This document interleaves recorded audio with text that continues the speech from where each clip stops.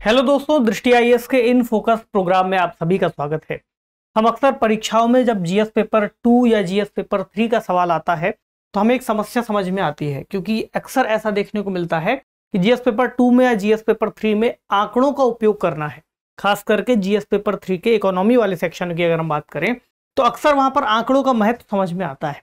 लेकिन अगर कोई आपसे ये सवाल करे कि जो आंकड़े हैं उनका महत्व केवल पेपर में लिखने के अलावा देश के स्तर में किस तरह से हो सकता है, तो उसके बारे में भी जानना बहुत ज़्यादा जरूरी है। क्योंकि देश के अंतर्गत जो नीतियों का निर्धारण है वो चाहे अर्थव्यवस्था को लेकर के हो, राज्य व्यवस्था को लेकर के हो, या किसी अन्य तरह की नीतिगत स्तर पर निर्धारण की बात कही गई हो, वहां पर आंकड़े अपने आप में बहुत महत्व रखते हैं।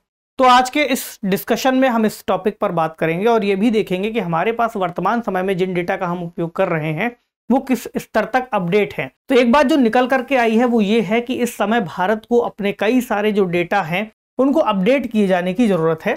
तो आज के डिस्कशन पे हम बात करेंगे तो भारत के कृषि उत्पादन आंकड़ों को अपडेट की जरूरत क्यों है। अगर ये सवाल पूछा जाए कि अपडेट या डेटा का अपडेट हमें क्यों चाहिए, डेटा को अपडेट किए जाने से क्या फायदा होता है, तो इसका जवाब आज के टॉपिक में हमें मिलेगा। और इस पर हम बात करेंगे कृषि उत्पाद से जुड़े आंकड़ों को लेकर के, जो कृषि के उत्पादन से संबंधित उपभोग किए जाने वाले जो वस्तुएं हैं, खाद्य वस्तुएं हैं, तो उसका डेटा कितना महत्व रखता है। ये जो टॉपिक है अपने आप में थोड़ा अजीब सा लगता है हम लोगों को पढ़ने में, या फिर ऐसा समझ में आता है कि काफी ज्यादा जटिल है, ज्यादा क्लिष्ट है। तो आज इसके हम बेसिक चीजों को बहुत ठीक से समझने की कोशिश करेंगे।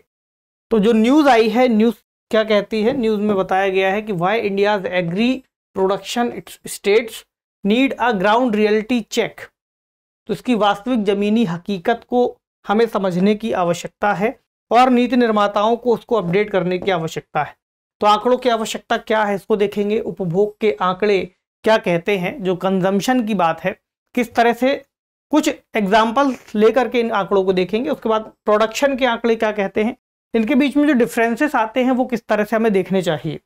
घरेलू उपभोक्ता व्यय सर्वेक्षण एक होता है, ठीक है, house hold consumption and expenditure survey.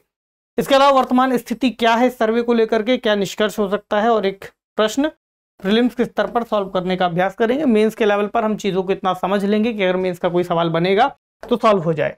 GS paper 3 अपने आप में बहुत महत्वपूर्ण है। भारतीय अर्थव्यवस्था तथा योजना संसाधनों को जुटाने, प्रगति, विकास तथा रोजगार से संबंधित विषय, ये भी लिखा हुआ है। और जीएस पेपर 2 से अगर हम जोड़े तो नीतियों से संबंधित जो यहाँ पर टॉपिक होंगे उसमें जुड़ जाएगा। तो इसी बड़े सवाल से शुरू करते हैं कि आखिर हमें आंकड़ों की आवश्यकता क्यों है। तो एक सवाल ये पूछा जा सकता है सबसे पहले कि भारत में दूध का उत्पादन कितना हो रहा है।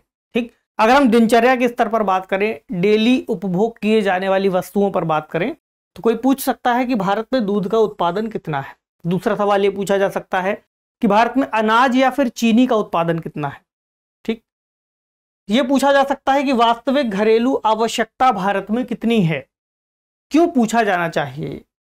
पहली बात, ये जो 3 उदाहरण के लिए प्रश्न लिखे हैं ये इसलिए पूछा जाना चाहिए क्योंकि भारत में जो बाजार है उसको समझने के लिए बुनियादी चीजों के रूप में ये जानकारी होनी आवश्यक है। किसको? नीति निर्माताओं को। किसको? जो उत्पादक है उनको। क्योंकि जैसे उनको ये पता चलेगा कि मांग कितनी है, जो कि अर्थव्यवस्था का एक महत्वपूर्ण और बेसिक नियम है कि मांग और आपूर्ति की मांग कितनी है, उसी हिसाब से फिर आपूर्ति सुनिश्चित की जाएगी। खासकर वे उत्पाद जिनके लिए मांग की जा रही है उनकी ही आपूर्ति सुनिश्चित करने पर जो अर्थव्यवस्था है उसमें सुचारू रूप से जो वस्तुएं आवश्यक हैं, आवश्यक वस्तुओं की सूची बन सकेगी और उनकी सप्लाई भी बेहतर तरीके से हो सकेगी। इसके अलावा मान लीजिए सप्लाई ऐसी वस्तुओं की हमने बढ़ा दी जिनकी डिमांड इतनी नहीं है, और जिनकी डिमांड ज़्यादा थी उनकी सप्लाई बहुत ज़्यादा नहीं बढ़ी, तो क्या होगा कि उन वस्तुओं की महंगाई बढ़ जाएगी। तो हमें इस बात के निर्धारण करने में भी इस बात की आवश्यकता पड़ेगी कि डेटा कितना है, डेटा क्या कहता है। तो मुद्रास्फीति के दौरान भी हमें जानना जरूरी होगा कि किन वस्तुओं का उत्पादन कितना हो रहा है, क्योंकि अगर उनका उत्पादन उतना नहीं हो रहा है जितनी मांग है तो महंगाई के दौरान उनको नियंत्रित करने में भी महंगाई को दिक्कत होगी। इसके अलावा नीति और योजना के दृष्टिकोण के लिए भी बहुत आवश्यक है। तो मूलभूत बातें क्यों जरूरी है ये हमने जान ली। अब कुछ डेटा की बात करें। जैसे दूध के आधार पर जो डेटा है उसको देखें, दूध के लिए कितना उत्पादन है, कितना कंजम्पशन है। तो राष्ट्रीय सांख्यिकी कार्यालय, जिसको कुछ समय पहले NSSO, जिसको नेशनल सैंपल सर्वे ऑफिस, और CSO सेंट्रल स्टैटिस्टिकल ऑफिस को मर्ज करके बनाया गया था 2019 में। इसके अंतर्गत कुछ आंकड़े हमारे सामने आए हैं, जैसे घरेलू उपभोक्ता व्यय सर्वेक्षण 2011-12 से संबंधित ये डेटा है। बताता है कि ग्रामीण भारत में प्रति व्यक्ति दूध की मासिक खपत 4.33 लीटर थी 2011-12 के हिसाब से। फिर शहरी भारत में 5.42 लीटर थी। 2011 की जनगणना के मुताबिक जो उस समय की जनसंख्या थी लगभग 121 करोड़, तो उसकी आबादी के लिए लगभग 75 मिलियन टन की वार्षिक खपत की जा रही थी। अब जैसे जैसे आने वाले समय में जनसंख्या में वृद्धि होती जा रही है और हमारे पास जो डेटा है वो अपडेटेड मौजूद नहीं है, इसकी समस्या भी आपको समझ में आएगी कि क्यों हमने शुरुआत में इसका जो टॉपिक डिस्कस किया कि अपडेट करने की जरूरत क्यों है। केवल घरों द्वारा उपभोग किया जाने वाला जो दूध है उसको इसमें शामिल किया गया है, जैसे कि दही, पनीर, घी आदि का इसमें उपयोग है। अगर इसमें व्यवसायों की खपत को भी जोड़ दें, जैसे कि चाय की दुकान, होटल, आइसक्रीम, मिठाइयाँ, चॉकलेट, बिस्किट निर्माता, तो 25% से अधिक हो जाएगा और लगभग 94 मिलियन टन की आवश्यकता होगी, या प्रति व्यक्ति 212 ग्राम दैनिक उपलब्धता। देखिए जैसे जैसे उत्पादन होता है, उत्पादन में इस तरह की छोटी छोटी बारीकियों को ध्यान में रखा जाता है। अगर इनका मान लीजिए डेटा हमारे पास मौजूद ना हो तो फिर ये अनुमान के आधार पर काम करते हैं, जैसे कि अनुमान आज के समय लगाए गए हैं। तो वो कंजम्पशन था, उपभोग था। अब देखिए उत्पादन किस तरह से चल रहा है। तो पशुपालन और डेयरी विभाग के आंकड़े क्या कहते हैं। 2011-12 में भारत का दूध उत्पादन 127.9 मिलियन टन था, जिसमें प्रति व्यक्ति के हिसाब से अगर दैनिक उत्पादन देखें तो 289 ग्राम प्रति व्यक्ति दैनिक। और 2020-21 में कितना हो गया, 210 मिलियन टन, और ये अनुमान बताते हैं। ठीक, प्रति व्यक्ति 427 ग्राम दैनिक के हिसाब से हुआ है। और 2011-12 के बाद से जो घरेलू उपभोक्ता व्यय सर्वेक्षण का डेटा है वो हमारे पास मौजूद नहीं है। यहां पर जो समस्या होगी वो यही होगी कि हम डेटा को कैसे एनालाइज करेंगे। जो भी डेटा है वो किस तरह से सही है, उपयोगी होगा या नहीं होगा, इसकी समस्या सबसे ज्यादा बढ़ जाती है। जैसे यहां पर हमें दिखाई देगा कि प्रति व्यक्ति जो दूध की उपलब्धता है 2021-22 में ग्राम प्रतिदिन के हिसाब से वो राज्यवार यहां पर दी हुई है। कोई सवाल ऐसा बन सकता है जहां पर इस डेटा के बारे में आपसे पूछ लिया जाए। जैसे पंजाब में 1219 ग्राम प्रतिदिन के हिसाब से जो दूध की उपलब्धता थी, राजस्थान में कितनी थी 1075, यहां पर 1063 ग्राम प्रति दिन के हिसाब से, का मतलब हुआ लगभग 1 लीटर से ज्यादा यहां पर, 1 लीटर से ज्यादा यहां पर, 1200 ml यहां पर। इसी तरह हरियाणा का आपको दिखेगा, आंध्र प्रदेश का, गुजरात का। अब यहाँ पर यह भी देखना है कि राज्य की जनसंख्या भी वहां के हिसाब से इसको निर्धारित करेगी कि प्रति व्यक्ति के हिसाब से उपलब्धता कितनी होगी, जितनी जनसंख्या होगी, क्योंकि फिर जनसंख्या के हिसाब से आप उसका कैलकुलेशन करेंगे कि प्रति व्यक्ति के हिसाब से किस व्यक्ति को कितना मिल पाएगा। यहां पर एक डेटा और समझना है हमें, महत्वपूर्ण है कि जो जितना हमारे पास वृद्धि हुई है, दूध का उत्पादन बढ़ा है, उतनी ज्यादा फिर उसकी सप्लाई नहीं बढ़ी, एक तरह से उसकी बिक्री नहीं बढ़ी। तो मिल्क प्रोडक्शन मिलियन टन में यहां दिया हुआ है। जैसे 2013-14 में आपको दिखाई देगा 137.69 मिलियन टन, 2014-15 में 146.31 मिलियन टन। ठीक, और यहां पर दिखाई देगा कि इनकी सेल कितनी थी, 312.41 लाख लीटर प्रतिदिन। 2021 का अगर डेटा देखें तो इसमें 209.96 और यहां पर 361.46। तो जितना उत्पादन हुआ उस हिसाब से फिर बिक्री जो है नहीं बढ़ी।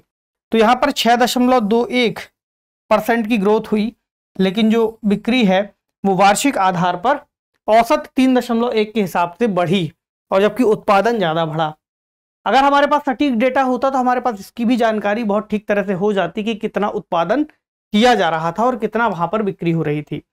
तो जिसकी हमने बात की इसके पहले सर्वे की, घरेलू उपभोक्ता व्यय सर्वे, HCE सर्वेक्षण इसको कहते हैं, इसके बारे में भी कुछ बेसिक जानकारी जान लें। ये एक पंचवर्षीय सर्वेक्षण है जो बहुत जरूरी जानकारी हमें प्रदान करता है इस तरह के खाद्यान्न संबंधित उत्पादन और उपभोग के मामलों में।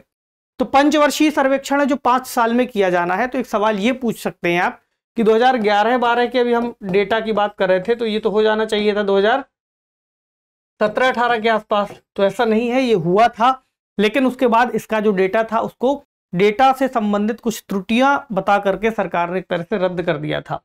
इसकी वजह से ये सर्वे उस समय नहीं हो पाया था। तो सांख्यिकी और कार्यक्रम कार्यान्वयन मंत्रालय के अंतर्गत इसको कराया जाता है और राष्ट्रीय प्रतिदर्श सर्वेक्षण कार्यालय यानी NSSO द्वारा इसे प्रकाशित किया जाता है। क्या करता है ये घरेलू स्तर के व्यय पैटर्न को दर्शाता है, ठीक, कितना खर्च किया जा रहा है। शहरी तथा ग्रामीण क्षेत्रों से प्राप्त सूचना के आधार पर इसको दर्शाता है कि शहरों में कितना खर्च हो रहा है, गांव में कितना खर्च हो रहा है। माल एवं सेवाओं पर औसत व्यय की जानकारी मिलती है कि वस्तुओं पर कितना खर्च हो रहा है, सेवाओं पर कितना खर्च हो रहा है, ताकि हमने शुरुआत में जो बात की कि मांग और सप्लाई हम बैलेंस करके चल सके। किसी परिवार द्वारा वस्तुओं तथा सेवाओं पर किए जाने वाले औसत खर्च और मासिक प्रति व्यक्ति व्यय का अनुमान भी मिल जाता है। तो अगर ये नहीं होगा तो फिर हमारे पास आने वाले समय में जो नीतियां बनाई जानी है उन पर बहुत ज्यादा फर्क पड़ेगा और नीतियां बनाने में दिक्कत आएगी। तो एक सवाल ये हो सकता है कि इसकी आवश्यकता क्यों है। तो पहला ये कि अर्थव्यवस्था में मांग की गतिशीलता की गणना, कि मांग किस उत्पाद की तरफ कितनी बढ़ रही है।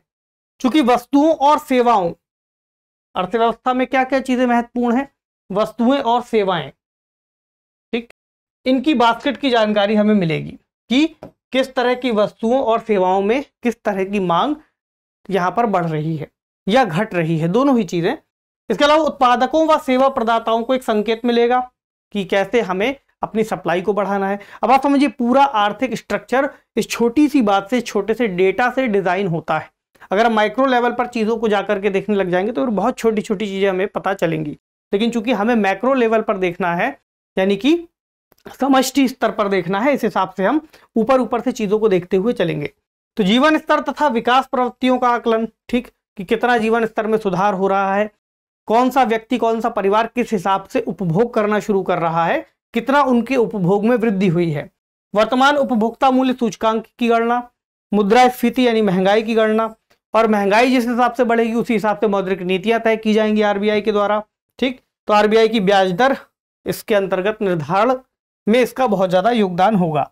इसके अलावा लाभ क्या है, पहला तो यह कि भारतीयों की मांग और उपभोग के आंकड़े हमें मिल जाएंगे, कितनी डिमांड आ रही है और किस हिसाब से कंजम्पशन हो रहा है। दूसरा, कृषि उत्पादों में मांग आपूर्ति का विश्लेषण हो सकेगा, ताकि जो नीतियां कृषि से संबंधित हैं उनके बारे में भी फिर अलग तरह से विश्लेषण किया जा सके और उन नीतियों में बदलाव किया जा सके। क्योंकि कृषि उत्पादों से संबंधित हम देखते हैं ना कि आए दिन कई सारी दिक्कतें होती हैं। कृषि का प्राइस, कृषि उत्पादों की जो कीमत है उसके निर्धारण में दिक्कत आती है, किसानों को आत्महत्या करने जैसी स्थितियां बनती हैं। तो अगर हमारे पास सही तरीके से डेटा उपलब्ध हो तो इन सारी चीजों का अनुमान लगा करके, डेटा के आधार पर आकलन करके हम उस हिसाब से नीतियां बनाएंगे जो कृषि उत्पादों की मांग और आपूर्ति से संबंधित हो। तो जिनकी मांग है उन्हीं का उत्पादन किया जाना चाहिए, मतलब उन्हीं का ज्यादा उत्पादन किया जाना चाहिए। सही बात यह है कि जिस हिसाब से मांग को पूरा किया जा सके, ताकि कीमतें भी एक स्तर तक लिमिटेड बनी रहें और जो किसान है उसको भी इससे लाभ हो सके। तो बेहतर ढंग से नीतियां तैयार करने में भी हम कह सकते हैं। तो इसके अलावा नीतियां किस तरह की, जैसे एमएसपी जो सरकार दे रही है, एमएसपी तय करने में आसानी होगी कि कितना उत्पादन होना है, किस हिसाब से उसकी मांग आनी है। टैरिफों का निर्धारण, फसल का विविधीकरण की हम किस हिसाब से फसलों को उपजाएं, कौन कौन सी फसलें उपजाई जानी जरूरी हैं। राष्ट्रीय खाद्य सुरक्षा अधिनियम के अंतर्गत और प्रधानमंत्री गरीब कल्याण अन्न योजना दो उदाहरण दिए हुए हैं कि इन योजनाओं के अंतर्गत या जो खाद्यान्न सरकार के पास सुरक्षित रखा रहता है उसकी आवश्यकता कहां पर है, इस हिसाब से भी देखना होगा, ठीक है। तो एक उदाहरण देखते हैं जहां पर 2011-12 के सर्वेक्षण के आधार पर डेटा दिया हुआ है। तो सभी अनाजों की मासिक प्रति व्यक्ति घरेलू खपत का इसमें आकलन है। जैसे ग्रामीण भारत में 11.22 किलोग्राम के आधार पर खपत थी प्रति व्यक्ति, शहरी भारत में 9.28, औसत अगर निकाला गया तो 10 किलो के हिसाब से औसत निकाला दोनों का ही। लेकिन वर्तमान में अगर हमें इसकी जानकारी चाहिए तो हमारे पास डेटा इनसफिशिएंट है। फिर वही बात के अनुमान होगा, लगभग 140 करोड़ की आबादी के हिसाब से वार्षिक घरेलू अनाज की खपत की आवश्यकता लगभग 168 मिलियन टन के आधार पर होगी। इसमें अगर प्रोसेस्ड फूड की बात जोड़ दी जाए, जैसे रोटी है, ब्रेड है, ठीक, या बिस्किट है, तो अतिरिक्त 25% और चाहिए, यानी कुल वार्षिक मांग में लगभग 235 मिलियन टन की आवश्यकता हमें पड़ेगी। तो इतना उत्पादन करने के लिए फिर किस हिसाब से सरकार नीतियां बनाएंगी, किस हिसाब से जो लोग हैं या फिर जो किसान हैं, जो उत्पादक वर्ग है, वो किस हिसाब से चीजों को लेकर के चलेगा, ये सभी चीजें तय करने में फिर आसानी होगी। तो सर्वे की हम वर्तमान स्थिति पर चर्चा कर लें, उसके बाद फिर सवाल की तरफ बढ़ेंगे और इसको कंप्लीट करेंगे। तो अखिल भारतीय घरेलू उपभोक्ता व्यय सर्वेक्षण, जो कि इस वक्त हमारे पास डेटा है 2011-12 का, क्योंकि हमने अभी डिस्कस किया कि 2017-18 का जो सर्वे था वो रद्द कर दिया गया उसके आंकड़ों में त्रुटि बता करके। तो अब सरकार ने कहा था कि 2022 में इसको फिर से शुरू करेंगे। हालांकि इस वक्त इसकी जानकारी पूरी तरह से मौजूद नहीं है कि सर्वे कितना बढ़ा है या किस तरह से आगे पहुंचा है। 2022 में शुरू करने की जानकारी मिली थी, जिसके आधार पर इसको दिया गया है। तो ग्रामीण और शहरी भागों के लिए अलग अलग डेटा सेट बनाया जाना है। इसमें ग्रामीण क्षेत्रों में कितना उत्पादन है, शहरी क्षेत्रों में कितना है। प्रत्येक राज्य एवं केंद्र शासित प्रदेश के लिए अलग अलग खर्च का पैटर्न इसके अंतर्गत देखा जाएगा कि अलग अलग राज्यों में या केंद्र शासित प्रदेशों में किस तरह से खर्च हो रहा है, और अलग अलग जो सामाजिक आर्थिक समूह है उनको शामिल किया जाएगा, ताकि सरकार को नीतियां बनाने में आसानी हो, उत्पादकों के उत्पादन में आसानी हो, मांग का पता चल सके। अर्थव्यवस्था में जो महंगाई है उसके आधार पर सरकार या फिर आरबीआई भी अपनी नीतियां तय कर सके। तो इन आंकड़ों का अपने आप में जो महत्व है वो हमने यहाँ पर डिस्कस किया, क्योंकि आंकड़े अगर हमारे पास सही से अपडेटेड मौजूद नहीं होंगे तो आर्थिक आकलन करने में अपने आप में बहुत बड़ी चुनौती हमारे सामने आएगी। चलिए अब एक सवाल देखें जो कि प्रीलिम्स का है। घरेलू उपभोक्ता व्यय सर्वेक्षण के संबंध में निम्नलिखित कथनों पर विचार कीजिए। पहला स्टेटमेंट क्या कहता है, एचसीई के आंकड़े सांख्यिकी और कार्यक्रम कार्यान्वयन मंत्रालय के अंतर्गत राष्ट्रीय प्रतिदर्श सर्वेक्षण कार्यालय यानी एनएसएसओ द्वारा प्रकाशित किए जाते हैं। दूसरा, यह 10 वर्षों में किया जाने वाला सर्वेक्षण। आपको बताना है कि इनमें से कौन सा या कौन से कथन सही है, केवल एक, केवल दो, एक और दो, दोनों, ना तो एक और ना ही दो। इसके अलावा एक और प्रश्न है जो आप मेंस के लिए लिख सकते हैं, मैं बोल देता हूं। तो आप एक प्रश्न ऐसे बना सकते हैं कि अर्थव्यवस्था में, इस बात को आप नोट कर लीजिए, अर्थव्यवस्था में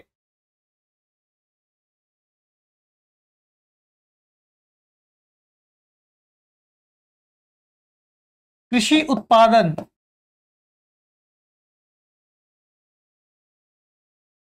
के आंकड़े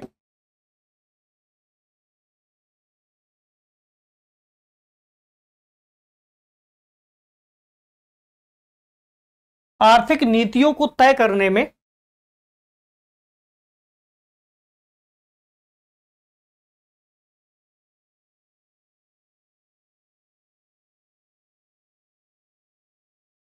कितने उपयोगी साबित हो सकते हैं।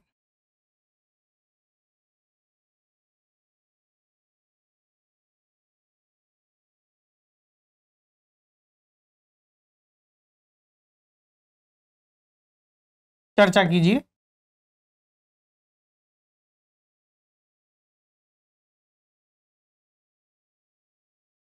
और 150 शब्दों में आप चाहें इसको ब्रीफली फिर इसका उत्तर दे सकते हैं। ठीक है, तो कमेंट सेक्शन में जरूर बताइए कि आपको यह सेशन कैसा लगा, ताकि आने वाले समय में इस तरह के जो मुद्दे हो सकते हैं उनको लेकर के भी आपके साथ डिस्कस किया जा सके। तो उम्मीद है आज के सेशन में आपने कुछ सीखा होगा। आपसे मिलेंगे अगले सेशन में किसी अन्य महत्वपूर्ण विषय के साथ। तब तक पढ़ते रहिए, ख्याल रखिए, शुक्रिया।